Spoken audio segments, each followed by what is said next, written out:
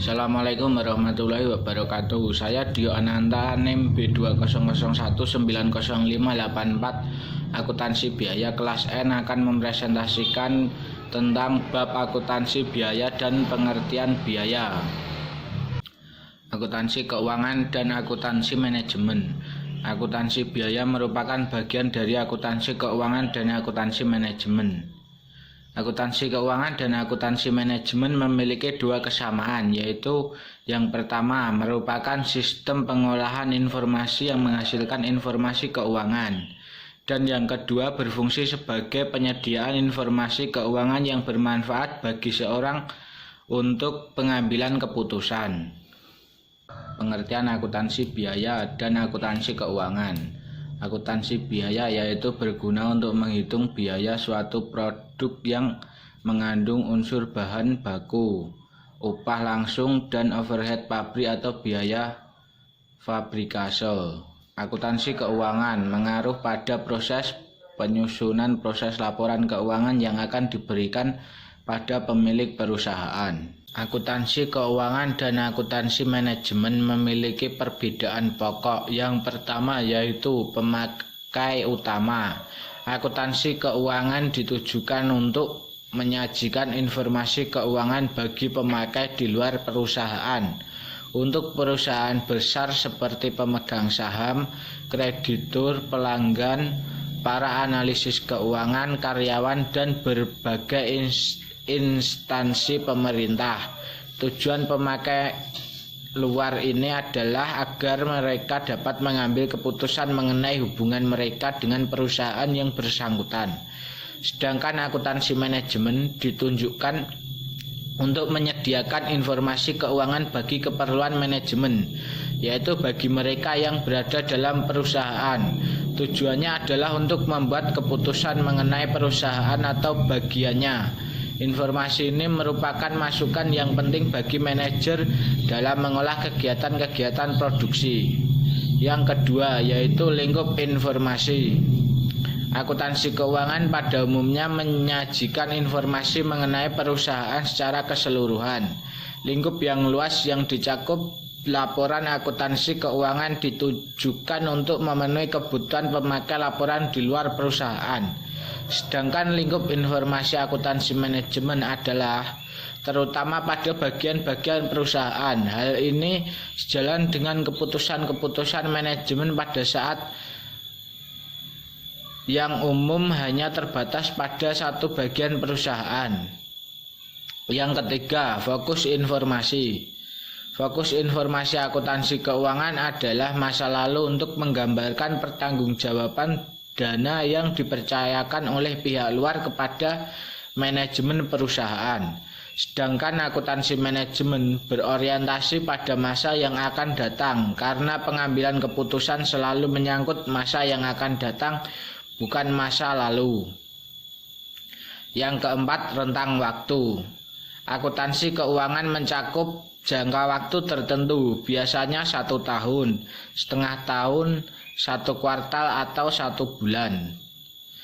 Sedangkan rentang waktu untuk akuntansi manajemen adalah sangat bervariasi, dari hari, minggu, sampai bulan, bahkan ada yang mencakup periode 10 tahun. Yang kelima yaitu kriteria bagi informasi akuntansi. Kriteria yang dominan untuk menilai informasi yang dihasilkan oleh akuntansi keuangan adalah prinsip-prinsip akuntansi yang lazim. Sedangkan akuntansi manajemen tidak dibatasi oleh prinsip-prinsip akuntansi yang lazim. Di kriteria pokoknya adalah manfaat bagi manajemen. Jadi perkembangan praktik akuntansi manajemen didasarkan pada logika dan pengalaman. Yang keenam, disiplin sumber. Akuntansi keuangan hanya bersumber pada satu disiplin, yaitu ilmu ekonomi. Sedangkan akuntansi manajemen bersumber pada 2 disiplin sumber, yaitu ilmu ekonomi dan psikologi sosial. Yang ketujuh, isi laporan. Laporan akuntansi keuangan berisi informasi ringkas, posisi keuangan pada tanggal tertentu, hasil usaha, perubahan laba ditahan, dan perubahan posisi keuangan untuk periode tertentu. Sedangkan akuntansi manajemen menyajikan informasi rinci dan mengenai bagian tertentu perusahaan. Yang kedelapan, sifat informasi. Informasi yang disajikan akuntansi keuangan memerlukan ketetapan yang tinggi, karena umumnya menyangkut ketetapan yang tinggi. Sedangkan informasi yang disajikan oleh akuntansi manajemen berkaitan dengan informasi masa yang akan datang. Informasi ini berisi unsur taksiran yang benar. Tujuan akuntansi biaya yang pertama yaitu penentuan biaya produk. Penentuan biaya produk yaitu mencatat, menggolongkan, dan meringkas biaya-biaya pembuatan produk atau penyerahan jasa. Biaya yang dikumpulkan dan disajikan adalah biaya yang telah terjadi di masa yang lalu atau biaya historis. Ditujukan untuk memenuhi kebutuhan pihak luar perusahaan dan tunduk pada prinsip-prinsip akuntansi yang lazim. Yang kedua yaitu pengendalian biaya. Pengendalian biaya harus didahului dengan penentuan biaya yang seharusnya dikeluarkan untuk memproduksi suatu satuan produk, di mana di dalamnya memantau apakah pengeluaran biaya sesungguhnya sesuai dengan biaya yang seharusnya, menganalisis terhadap penyimpangan biaya dan menyajikan informasi penyebab terjadinya selisih tersebut, dan manajemen akan dapat melakukan tindakan koreksi jika dipandang perlu. Manajemen puncak akan dapat melakukan penilaian prestasi para manajer bawahannya.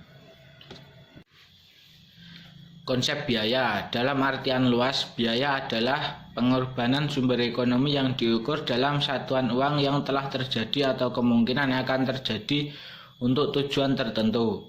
Mengapa informasi biaya diperlukan? Akuntansi biaya berfungsi untuk mengukur pengorbanan nilai masukan guna menghasilkan informasi bagi manajemen yang salah satu manfaatnya adalah untuk mengukur apakah kegiatan usahanya menghasilkan laba atau sisa hasil usaha. Klasifikasi biaya. Klasifikasi biaya atau penggolongan biaya adalah suatu proses pengelompokan biaya secara sistematis atas keseluruhan elemen biaya dan ada ke dalam golongan-golongan tertentu yang lebih ringkas untuk memberikan informasi. Biaya dapat digolongkan menurut yang pertama yaitu objek pengeluaran, kedua fungsi pokok dalam perusahaan, ketiga hubungan biaya dengan sesuatu yang dibiayai, keempat perilaku biaya dalam hubungan dengan perubahan volume kegiatan, kelima, jangka waktu manfaatnya. Metode pengumpulan biaya produksi. Biaya produksi adalah biaya yang dikeluarkan dalam pengolahan bahan baku menjadi produk. Sedangkan biaya non-produksi merupakan biaya-biaya yang dikeluarkan untuk kegiatan non-produksi, seperti kegiatan pemasaran dan administrasi dan umum. Pengumpulan kos produksi sangat ditentukan oleh cara produksi. Cara produksi tersebut dibagi menjadi dua macam. Yang pertama yaitu produksi atas dasar pesanan. Perusahaan yang berproduksi berdasarkan pesanan mengumpulkan kos produksinya dengan menggunakan metode kos pesanan. Biaya-biaya produksi dikumpulkan untuk pesanan tertentu dan kos produksi persatuan produk yang dihasilkan untuk memenuhi pesanan tersebut dihitung dengan cara membagi total biaya produksi untuk pesanan tersebut dengan jumlah satuan produk dalam pesanan yang bersangkutan. Yang kedua, produksi massa. Perusahaan yang berproduksi massa mengumpulkan kos produksinya dengan menggunakan metode cost proses. Dalam metode ini biaya-biaya produksi dikumpulkan untuk periode tertentu dan kos produksi persatuan produk yang dihasilkan dalam periode tersebut dihitung dengan cara membagi total biaya produksi untuk periode tersebut dengan jumlah produk yang dihasilkan dalam periode yang bersangkutan. Metode penentuan harga pokok produksi. Yang pertama yaitu full costing. Metode penentuan kos produksi yang memperhitungkan semua unsur biaya produksi ke dalam kos produksi yang terdiri dari bahan baku, biaya tenaga kerja langsung, dan biaya overhead pabrik, baik variabel maupun tetap.